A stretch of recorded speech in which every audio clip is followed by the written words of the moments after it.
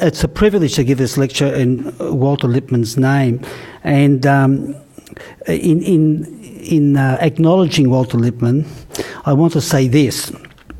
There are many unsung heroes in the making of a dynamic, multicultural, cosmopolitan city, and in what Gwenda Tavan called in her book by the same name, The Long, Slow Death of White Australia. Many, many unsung heroes. In the absence of this annual memorial lecture in his name, Walter would have been one of them. In acknowledging Walter Lippmann, I also wish to acknowledge the many unsung heroes in this grand narrative, from Indigenous activists stretching back to Derrimut and William Barrack and William Cooper, to the diverse range of academics, activists, journalists, politicians and public servants who, as Tavan documents, work to establish a non-discriminatory immigration policy, to the many school teachers who in recent decades have welcomed immigrant children and encouraged them to write about their countries of origin and their ancestral journeys, and thereby acknowledge the value of their cultures, to the countless teachers who have worked in the migrant education programs that were set up in the wake of the Whitlam and Fraser government's official recognition of a post-white Australia multicultural nation. Teachers who not only taught English and retraining classes, but also made the classroom a place of welcome and a place where immigrants were introduced to Australian life.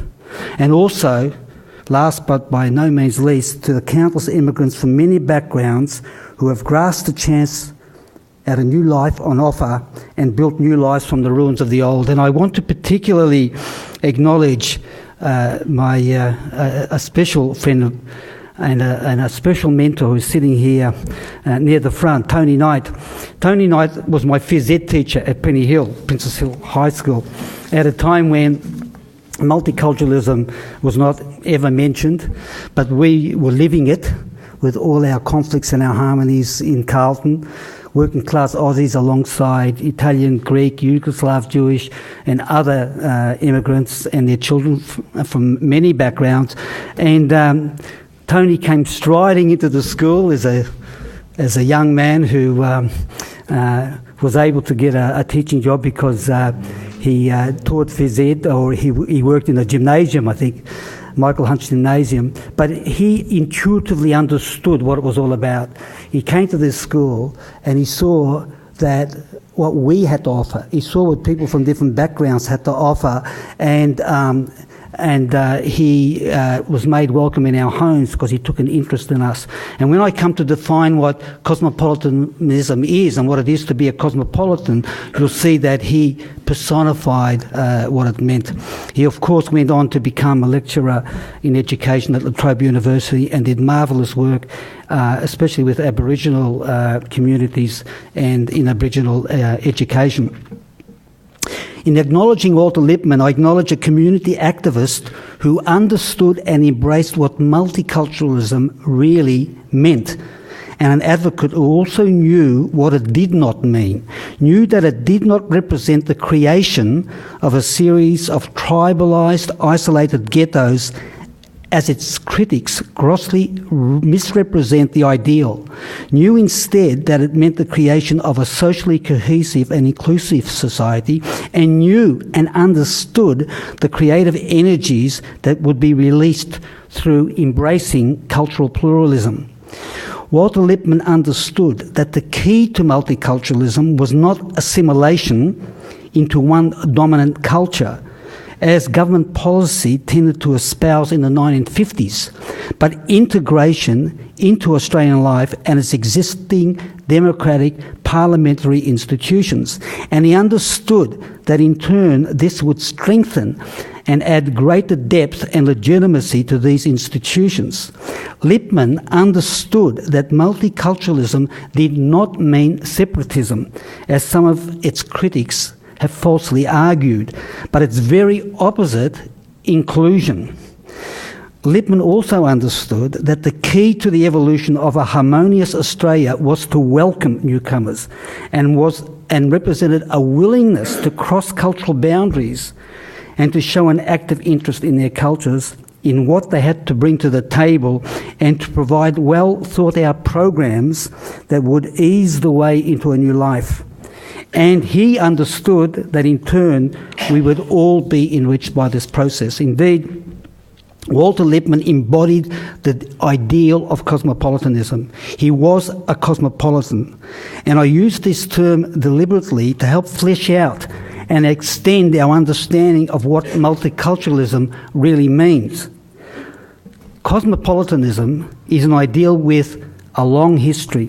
We can trace it back at least as far as the ancient Greek philosophers, and in particular the Stoics, that school of philosophy known as the Stoics.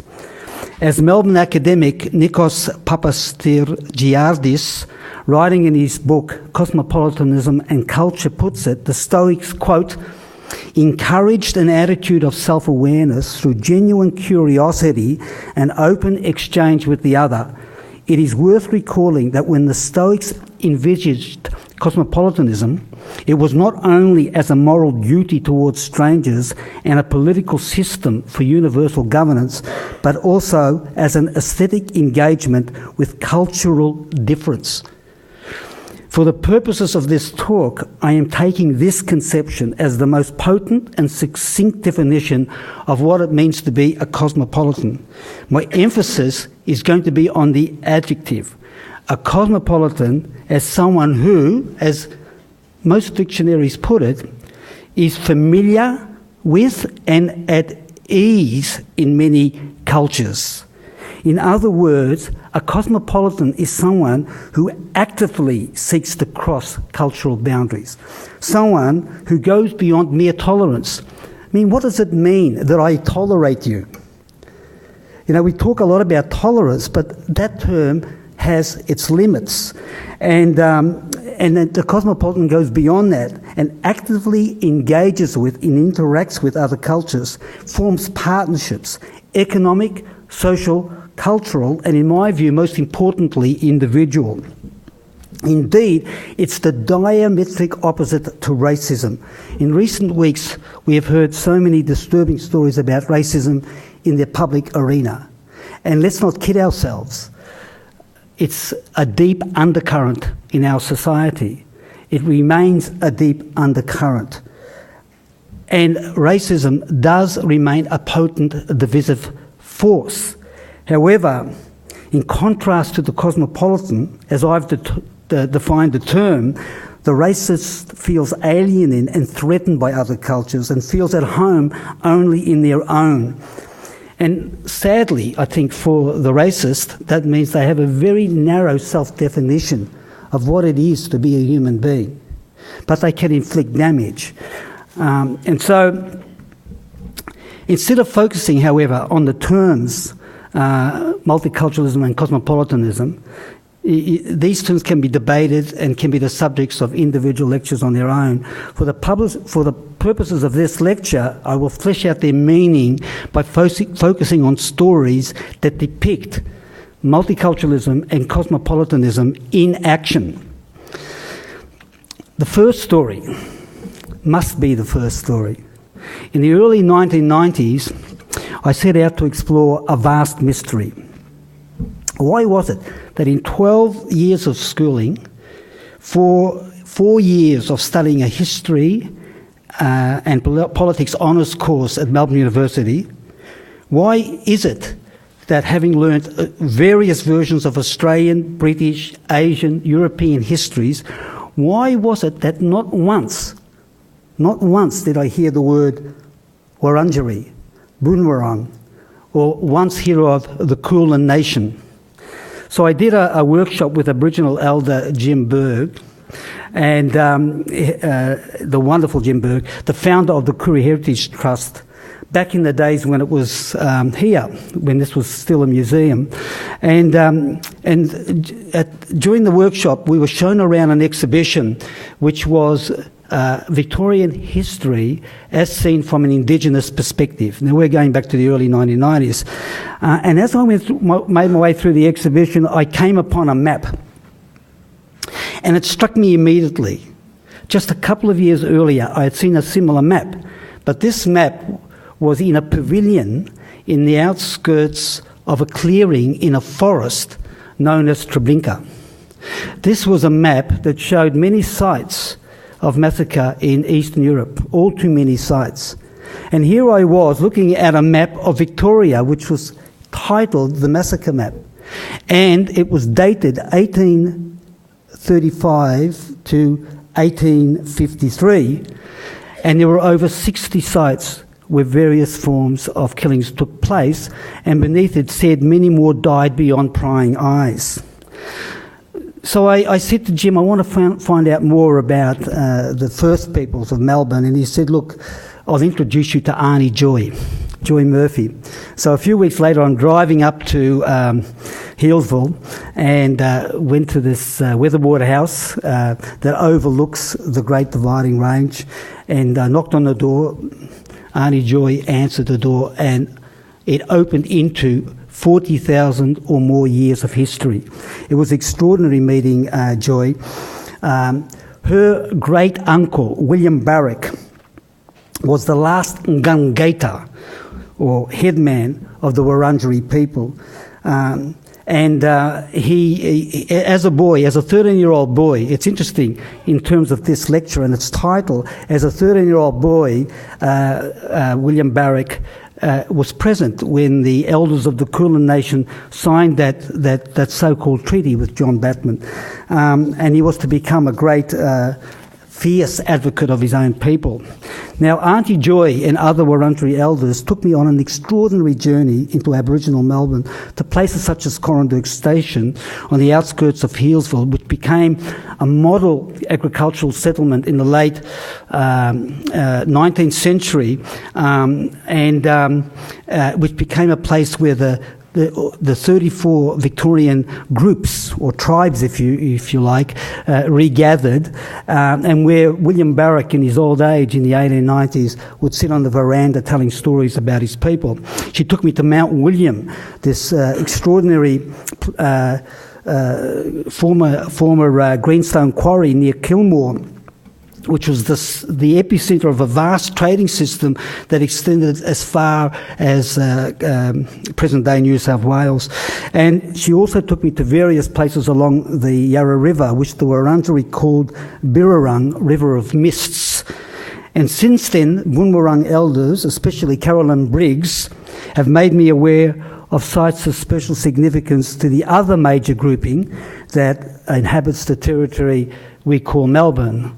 The Boonwurrung area is around the Bay, Elwood, Blackrock, all the way around Port Phillip Bay, around Western Port Bay, and as far inland as Dandenong. So now when I make my way around the city, and I think this is extremely important to acknowledge, that now when I make my way around the city, I know the ancient map. I know the ancient boundaries.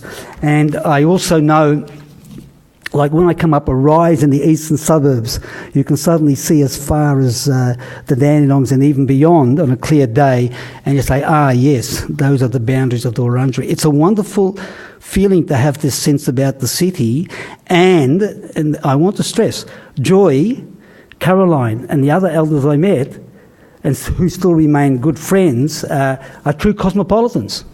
I knocked on the door, they opened the door and made me feel at ease in their culture. Now, how do we bring all this together? The inclusive vision of who we are. Back in the 1990s, in the months leading up to the opening of the new Victorian Immigration Museum, I was asked to write a wall essay. I was given 400 words and to encapsulate what this museum was all about, and they gave me the title, Celebration. So I thought to myself, well, there are a lot of stories in this place, but how do you encapsulate it in 400 words? And these words came to me as the beginning.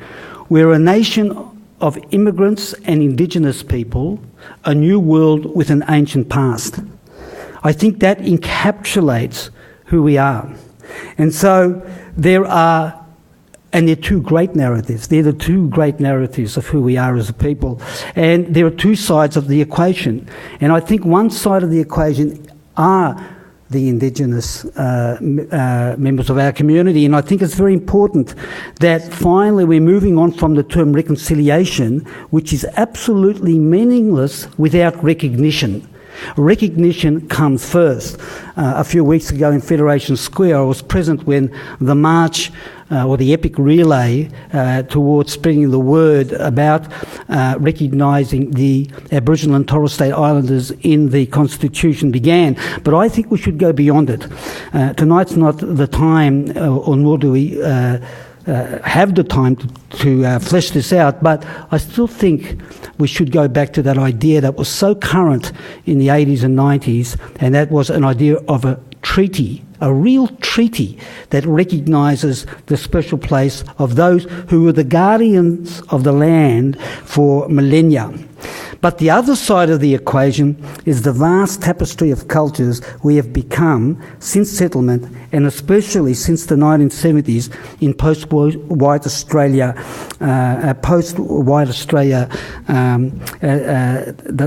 that we have become. Now, I want to say here that there's a line in one of my novels where I have a character, an immigrant character, and I write this: he came from the old world to the new, only to realise that the new was far more ancient than the old. And I think this is a very interesting sort of conjunction of these or one of the potential meeting places. And I want to emphasise the inclusive story of who we are. In the 1840s, an American journalist and social reformer travelling in Ireland noticed that the people's lips were green. And they were green because they were eating grass. And they were eating grass because there was little else to eat. It was the time of the Great Famine. And out of a population of 8 million, over 1 million died, and over 1 million got onto boats. And then within just a couple of decades, 3 million people got onto boats and left for New World countries, including Australia. And they left not only because of famine, because before the famine and after the famine you had a terribly repressive regime. You had the brutal land clearances. You had discrimination on the basis of religion, increasing rents, evictions, so people left in search of a better life. The Irish diaspora is far, far, far bigger than the Irish population. And the largest diaspora in modern times is the British diaspora of the late 19th century. England, Ireland, Scotland, Wales, 15 million people left, and it is still the largest group of boat people. Very interesting to think about it, that we know of in modern times. Now, nowadays, multiculturalism is just a statement of fact. I mean, the figures are staggering. Over 140 groups in the city alone, over 200 different cultures in Victoria, and also upwards of 50% of Australians who were either born overseas or have had at least one parent born overseas. But I now want to look at just a couple of things, tell a few stories to illustrate three aspects of what I'm getting at when it comes to looking at immigrant communities and their journeys to Australia and what it means in terms of building a great cosmopolitan city. The first one, I want to acknowledge what has happened within the various communities. We have an Ethnic Communities Council that was set up in 1974. But well before then, the communities themselves were setting things up to welcome their own communities. I grew up in Carlton, and the centre of life was the Kadima Cultural Institute, which was in Lygon Street where Aeolian Hall now stands. It was custom built by the community. It looks like a secular synagogue. It was opened in 1933. The Kadima goes back to 1911. It just celebrated its centenary. And what used to happen at the Kadima? You had English classes. You had Yiddish theatre. You had lectures on Australian life in Yiddish. It was a place where people had a bridge from the old world to the new. And language was very important. The preservation of language, the continuation of language was very, very important. And you had, talking about Walter Lippmann, there was a period when after the Jewish Welfare Society was founded, and Walter Lippmann was a member of Jewish Welfare. It's now called Jewish Care, where people would actually go down to the boats and welcome those people coming in the late 1940s, often from terrible circumstances, from displaced persons camps. Survivors of the Holocaust would be welcomed. They would be driven to the Kadima to a welcoming banquet. And then immediately given accommodation. And this is not unique to the Jewish community. I mean, you have this happening even today. There are a number of people in the African community that have taken it upon themselves to go out to the airport and to welcome people and to make them feel at home right from the beginning. Eddie mentioned the death of, or mentioned Cafe Scheherazade. Just a couple of weeks ago, we had the death of Avrom Zheleznikov, one of the proprietors of that cafe. And even that cafe was a place where you were made to feel at home. And there are many other examples, such as Cafe Scheherazade. When it finally bit the dust in 2008, after 50 years of existence, I wrote an article for The Age about its demise. And I then went on to explore, well, where are the Cafe Scheherazades of today? And there are many. At one stage I thought of writing about the Little Africa in Droop Street, the new Ackland Street in a sense. But I chose instead to go to Dandenong, where I was shown around these new restaurants and eating houses set up by the Hazara. The Hazara, the most persecuted peoples of Afghanistan, who make up most of those that are coming from Afghanistan on those terribly risky boat journeys. And I was being shown around by Mohammed Arif Fiazi, who had been in Woomera Detention Centre and has become a leader of the Hazara community. And he showed me, he took me to one place and he introduced me to the proprietor, and he said, look, he used to be my cook in the Woomera Detention Centre. Now the only difference between now and then is now I have to pay for my meals. So, I mean, you name it, whatever community, the Greek cafe culture is very interesting in this respect. You have Tsindos restaurant, which began, as many of these restaurants begin, as just a place, it was in Russell Street originally, just a place where you served leiko, the popular food, the peasant food, which you now pay a fortune for. You know, the simple fare for lonely Greek immigrant men who were living in boarding houses in the inner city when they first arrived in the 1960s. So it goes around the corner and it becomes upmarket, and suddenly you're paying a fortune for this food. But there was a time when Greek became the flavour of the month. And I think post-Zorba the Greek, and in the late 70s and early 80s, I believe Bob Hawke went to the Tsindos restaurant, and you'd go upstairs and they'd have the bouzouki playing, great music, and then came the plate throwing moment. So people got into plate throwing. And so Jimmy Tsindos, being such an enterprising chap, built a factory in Ballarat that was expressly there to make plates that were going to be broken on the weekends. And his nephew Harry told me this story. He now manages, third generation manager of the restaurant. Said that every Friday afternoon his uncle would ask him along when he did the rounds and delivered these plates to taverners and restaurants all over Melbourne. It was a perishable item. By Monday morning, they were all gone. So he was very, very enterprising. Look, there are so many stories like this, but I want to move on. I mentioned one other specific example that has become close to my heart. My wife is from an Ithacan background, and in 1915, It's a story I explore in Sea of Many Returns, a novel about Ithacan migration to Australia. In 1915, the Ithacan Club was established above where Michael Camera's store now, still is now, and it's moved down the road. It's still there. It's a place called Ithaca House now, right where those motorbikes are on the pavement, just right near there. Once again, a place to meet. These places were actually de facto job exchanges. Like Cafe Lipsky was for Jewish immigrants in the 1920s, a place where, like Cafe Sport and University Cafe were in the 1960s and 70s, these were places where you actually not only had something to eat and to drink and you had the familiar language of home, you also discussed job prospects, and people said, yeah, you can do this, you can go out there, you can contact so-and-so.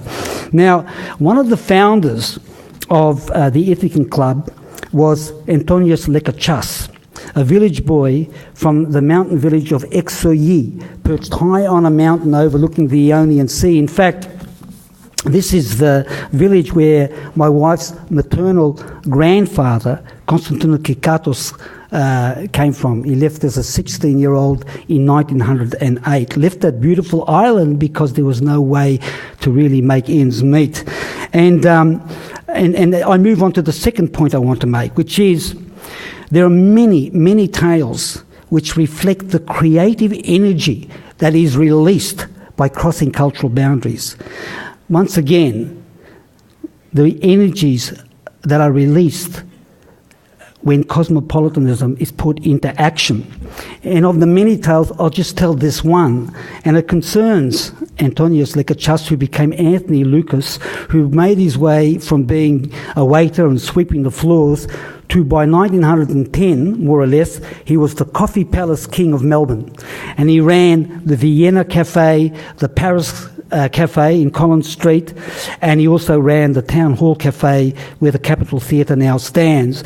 And these were vast, multi-storey cafes. They were extraordinary.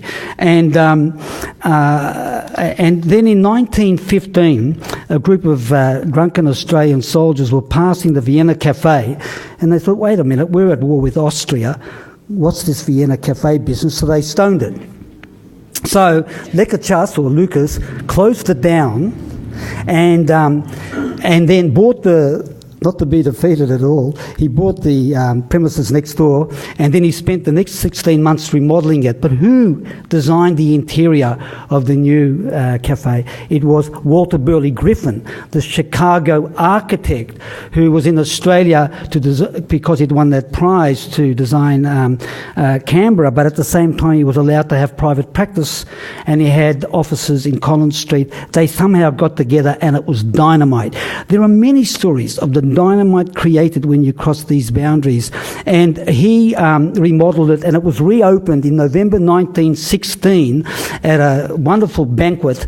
I think Nellie Melba was said to have come to that banquet, and when the guests filed in, they were looking at a combination of what some people describe as the beginning of modernist architecture in Australia and a Grecian palace.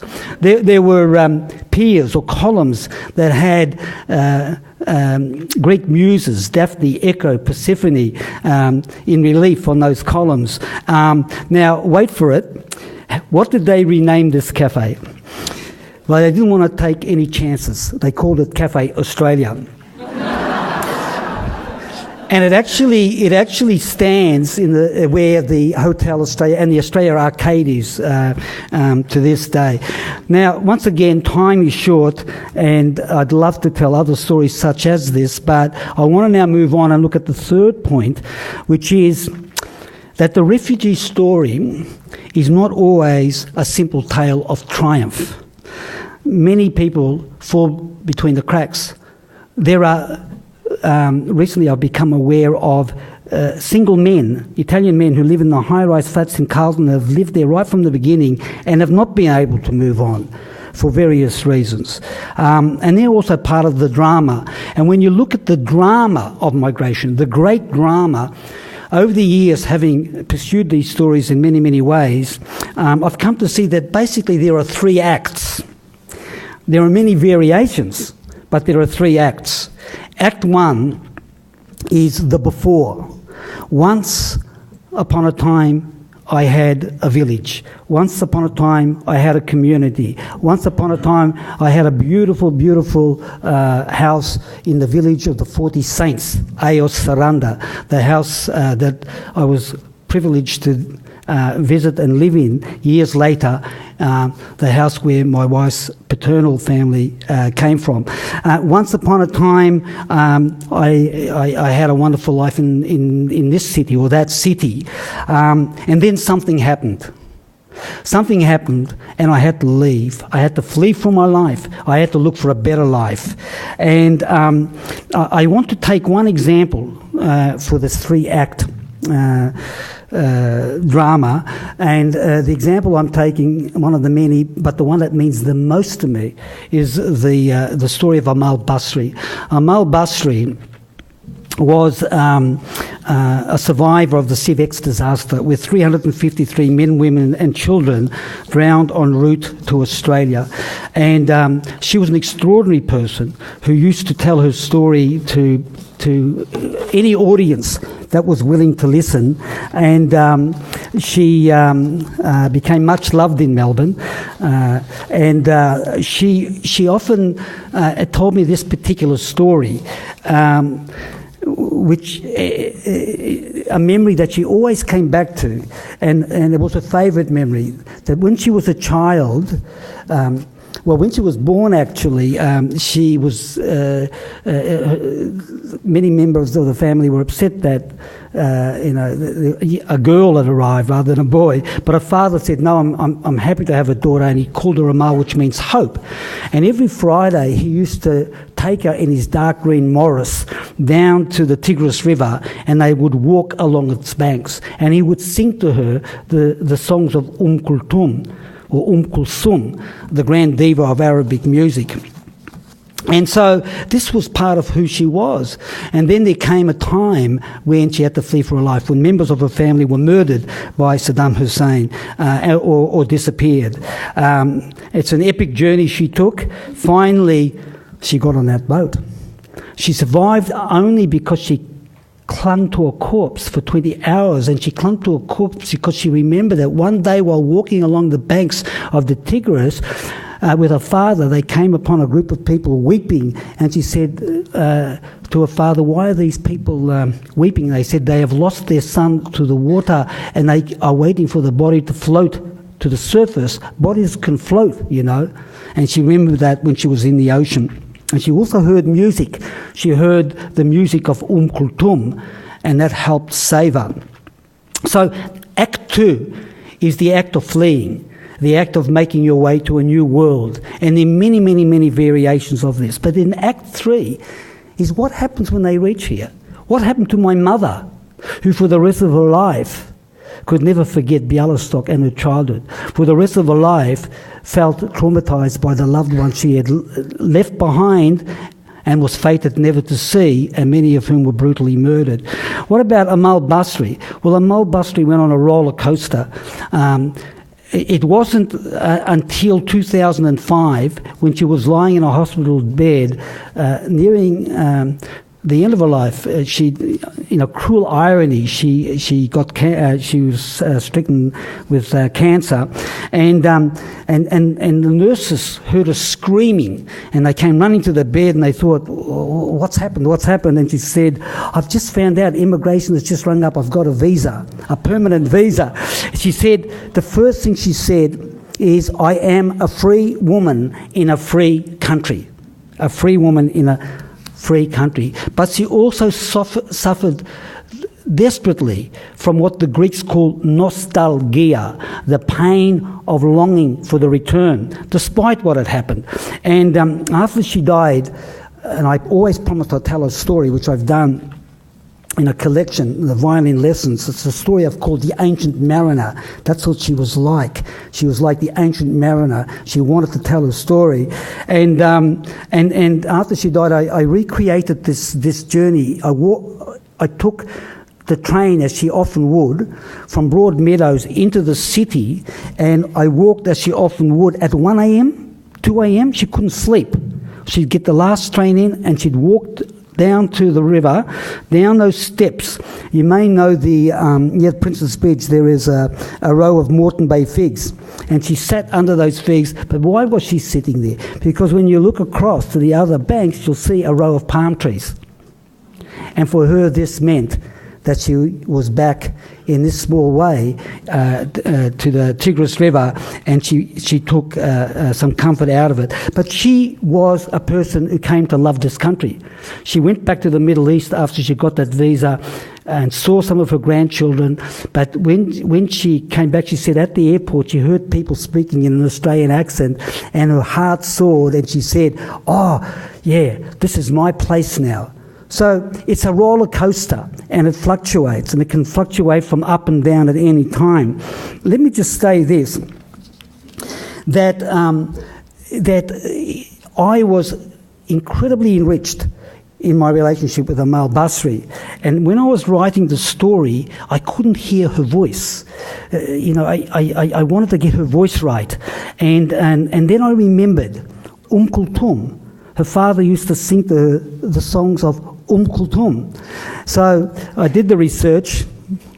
It's just one Google away. And found that there is a music store in Sydney Road called the Platinum Desert, run by a young Lebanese musician, Omar. And I made my way there. And he said, Kulthum, she's still the biggest selling artist in the northern suburbs where the new communities have settled. And he said, you listen to her. She died 30 years ago. 4 million people came to her funeral in Cairo.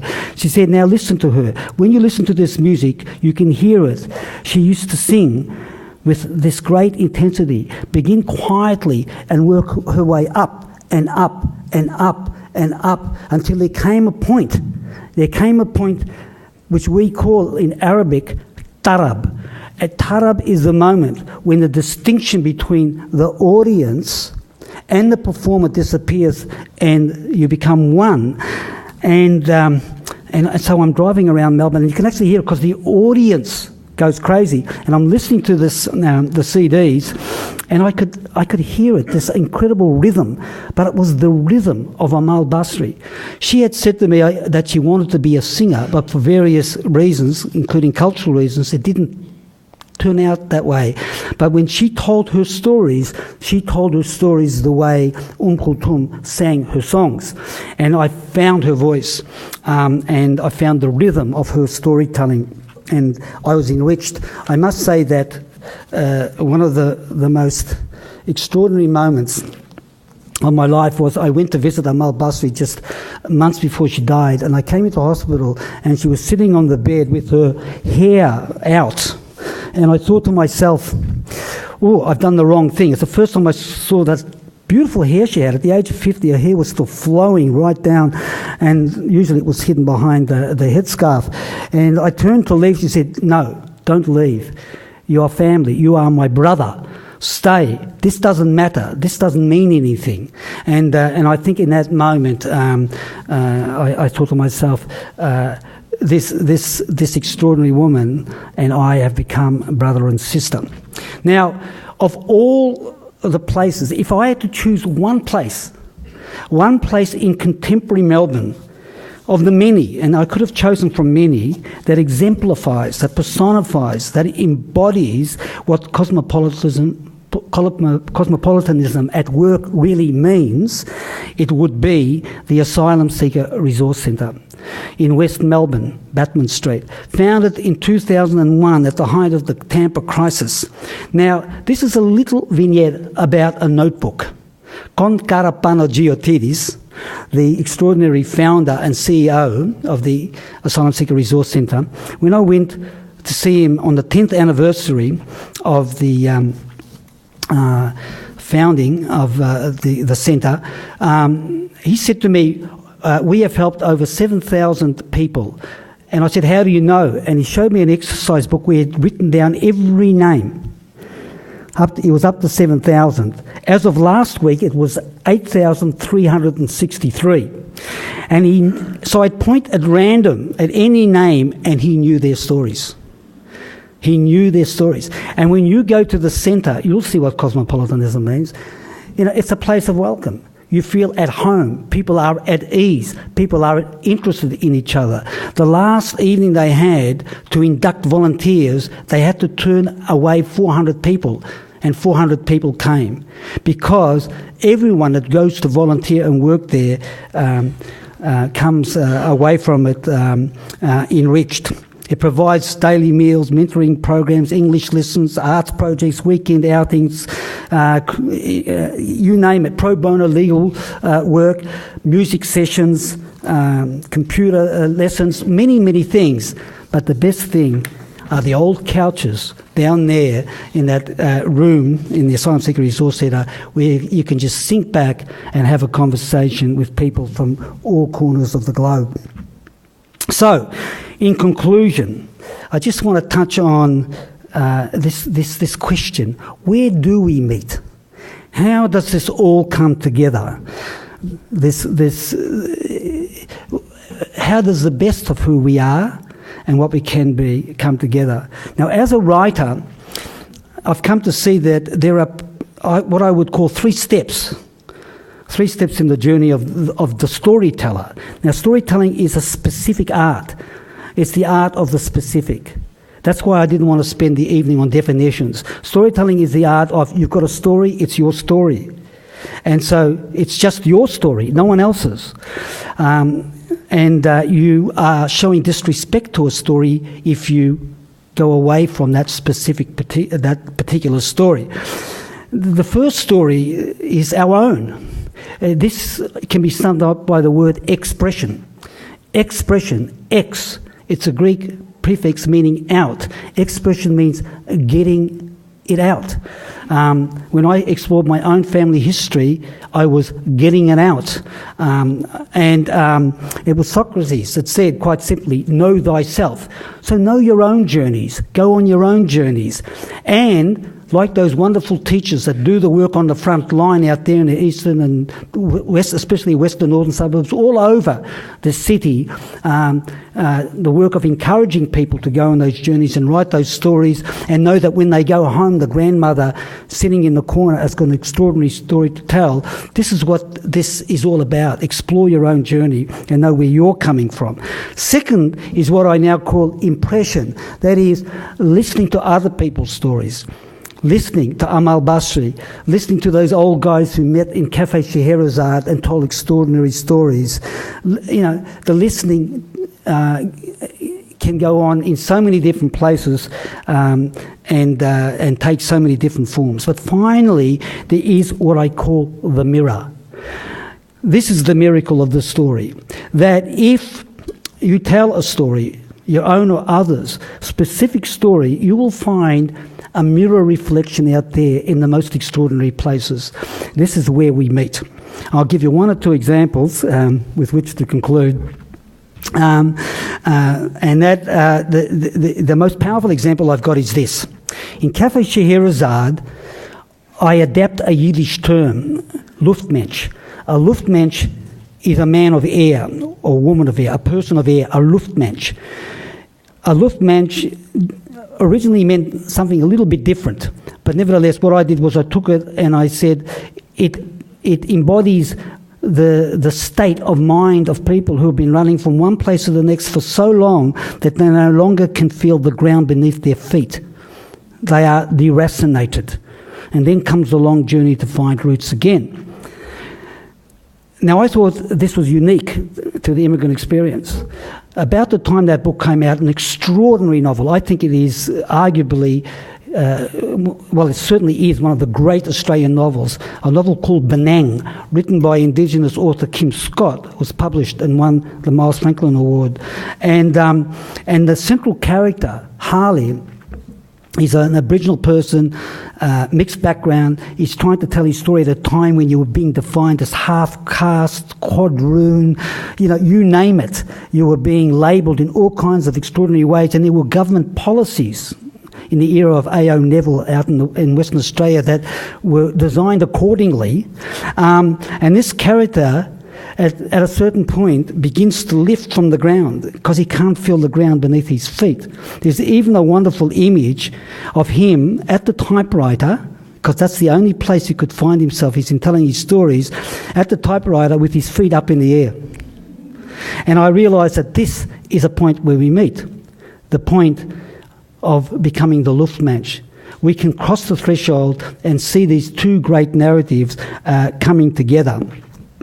And a few years ago, and I'll end on this point, a few years ago, while I was exploring the Indigenous stories, I fell in love with Corandurk, and I used to go there by myself. Sometimes I'd drive up. It's on the outskirts of Healesville, and one evening, I was there. Where I go is to the old cemetery. The old cemetery at Corandurk Station has got a big cairn, and on the cairn you have the names of the elders, and you have the names of people who are buried in that cemetery that come from all the tribes, all the groupings from Indigenous people in this state. And I love going towards evening because at that point, you see the mist rising at certain times of the year from the valley. You see the Great Dividing Range. You can hear the frogs. It is the cicadas. It's just a glorious place to be. And one evening when I was there, a car drove up and a young Aboriginal man came out and he went to the cairn. And I knew instantly what he was doing. He was looking at those names. And he was looking for the names of an ancestor. And then he went, and as the sun was setting, he began to play his didgeridoo. Now, didgeridoo is not an instrument, by the way, that's native to this area. Nevertheless, it's become a symbol, a potent symbol of Indigenous expression. And he played the didgeridoo, and at that moment I knew we had met. Because that is what I felt when I went to Auschwitz, Treblinka, Majdanek, when I went to those death camps. That's what I felt when I walked the streets of Bialystok on the Russian-Polish border where my parents had lived for generations. Those were the feelings I had when I went on that quest to find the missing link in the ancestral chain. And this is where we meet. Thank you very much.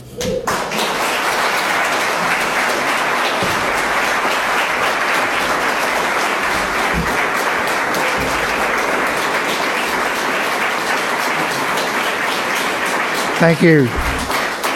Well, I think the response says it all, Arnold. The way you delivered with such passion and such stimulation, I think it's very much appreciated by everybody here. Do we have some questions? No questions? One up the back. There's one at the back.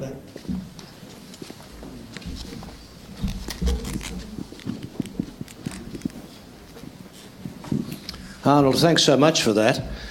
My question relates to your 3 acts, and I was just wondering about the primary motive that compels a person to move from Act 1 to Act 2 and 3. Is it invariably that in the old situation they feel so disadvantaged that they're willing to take the considerable risks of stepping into the unknown and taking a chance with a new place? I presume that's the usual reason, but what proportion of cases are sort of more positive in the sense that the person feels that they're doing relatively well in the old situation but feels they can do better in the other? Look, it's a very good question, and there are many variations and many reasons why people leave. I mean, we had a bootmaker in Carlton who, in Rathdown Street, he was an Italian bootmaker. He was there for half a century.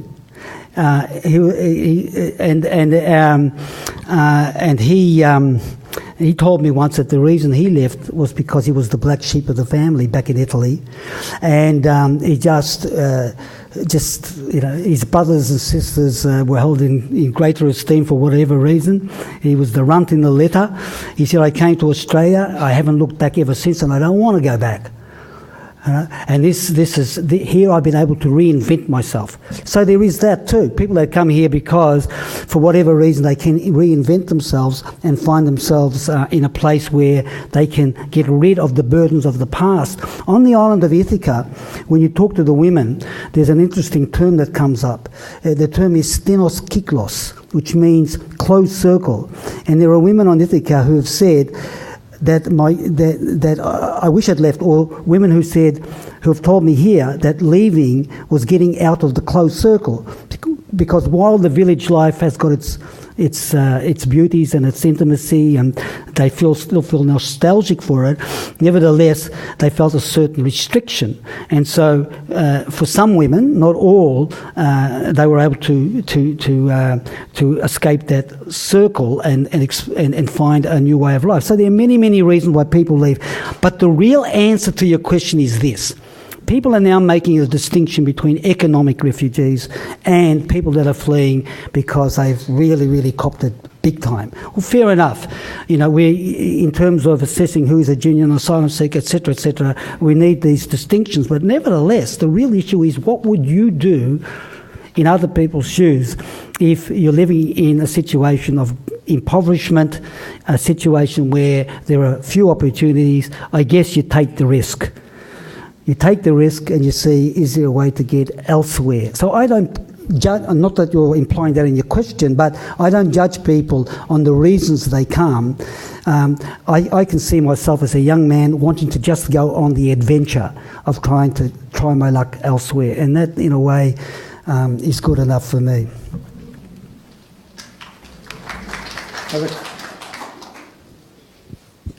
Yes? Thank you, Arnold. Fantastic speech, presentation. A question. The current culture in Australia is very hostile to asylum seekers and, in fact, anyone who comes in. And it's been poisoned, it seems, in many ways. How would you attempt to change this political culture, possibly social culture? I know, 30 seconds, but to try and say, well, look, let's rethink. Look, it's 7:15, and there's many things that can be discussed. However, I want to say this: there are two sides to the equation, and don't forget, we are celebrating those who do cross the boundary. We are celebrating the hundreds of volunteers that go to the Asylum Seeker Resource Centre. We are celebrating the many who have taken it upon themselves to visit detention centres and to reach out across the barbed wire. We are celebrating people who have got a very different way of looking at things, and I think there is a lot that we can be proud of, but it must be nurtured. And I think the key is education. This is why deliberately at the beginning of the lecture I mentioned the teachers. I think this is something that's overlooked so often. Having gone to hundreds of schools in the last few decades, giving talks and various and running writing workshops, I've met so many teachers, especially in the English departments, who, and also in the social studies and politics area, that actually bring these subjects to the fore and discuss them, but also, as I said before, make people from many backgrounds feel welcome. So I think this is where it really begins, and this is where the defence of that post-white Australia really takes place, and this is where the interaction really begins. The local high school, and I'm a great believer in going to the local state school, all things being even, is a great leveller, as I said. But what you brought up is so big and so huge, and we can't begin to even scratch the surface in the time we have available. Right. Last question. Thanks. It's a great presentation. Probably it's on the same line what the previous person asked. Next year will be 30 years for me migrating from Lebanon. It took me 8 years to unpack So my nostalgia, it took 8 years to accept myself as Australian, and I believe that it is my home and I'm not going back. Unfortunately, a lot of our migrants, they still gather and speak their language, and they still consider themselves where they came from. And the other issue is welcoming is not there. It's sometimes migrants, they feel they don't want us, and how we can feel we are at home. So once again, this is a very big question, yeah. and the brief answer is this. First of all, just an observation. The older you are when you leave a country, the more difficult it is.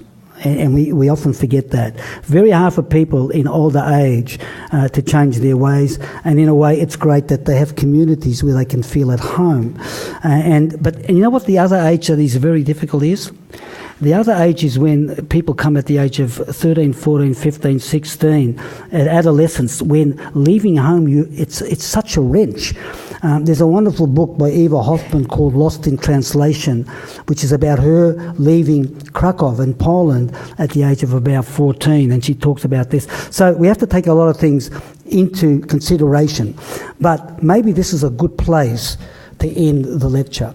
What I have seen when it comes to these sorts of issues, people not willing to step beyond their own culture, etc., you cannot force people. And you have to give people space. The clue is space. When you give people space, they begin to change. They change in extraordinary ways. I have seen huge changes taking place in the Middle Eastern communities in the last decade, where people have, women have redefined themselves in ways they would never have dared back in their homelands. But the issue here is space. You don't crowd people. You don't tell them you must do this. If you tell someone you must do that, they will then go back behind the fortress and say no. So I think it has something to do with giving space, and this is what multiculturalism is all about. It is respecting across the boundaries various cultures, inviting people, welcoming people, forming relationships, but not forcing it, and allowing things to evolve in their own good time.